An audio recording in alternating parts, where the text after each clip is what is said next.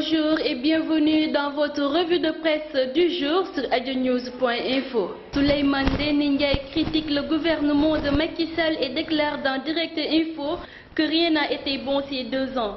Après Idrissa Seck, Souleymane Ndéné Ndiaye pilonne le Macky avec ses missiles. Toujours est-il que selon le quotidien Rewmi, Souleymane Ndéné Ndiaye serait prêt à rendre fluides les relations entre le président de la République Macky Sall et son prédécesseur Abdoulaye Wade si l'occasion lui était donnée.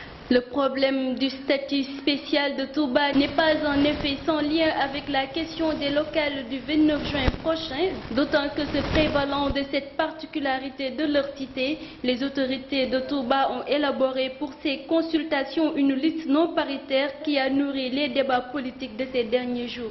Justement, selon Ngoné Ndoye, ancienne ministre des Sénégalais de l'extérieur sous Wade, le président de la République Macky Sall sur ce sujet doit suivre les propos du khalife général des Mourides Serigne Cheikh Sidi Mokhtar Mbacké qui a béni la liste non paritaire de Touba.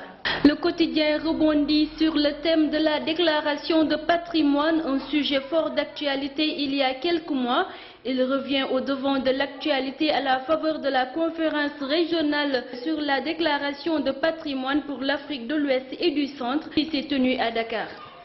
Le quotidien annonce ainsi que les ministres sont convoqués avant fin juin pour leur déclaration de patrimoine. Le président de la République Macky Sall vient de donner instruction à la présidente de l'Office national de lutte contre la fraude et la corruption, Nafi Ngom, afin de recevoir avant fin juin les déclarations de patrimoine des ministres et autorités concernées par cette disposition, rapporte le journal.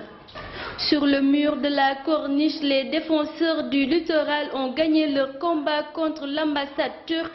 Le collectif des défenseurs du littoral a poussé un ouf de soulagement hier suite à la décision des autorités turques de renoncer à la construction d'une nouvelle ambassade sur la corniche ouest. Voilà qui met fin à une longue bataille entretenue par le collectif soutenu par Y'en a marre, qui estimait que cette nouvelle ambassade allait dégrader un peu plus le paysage de la corniche ouest, nous dit le journal Le Quotidien.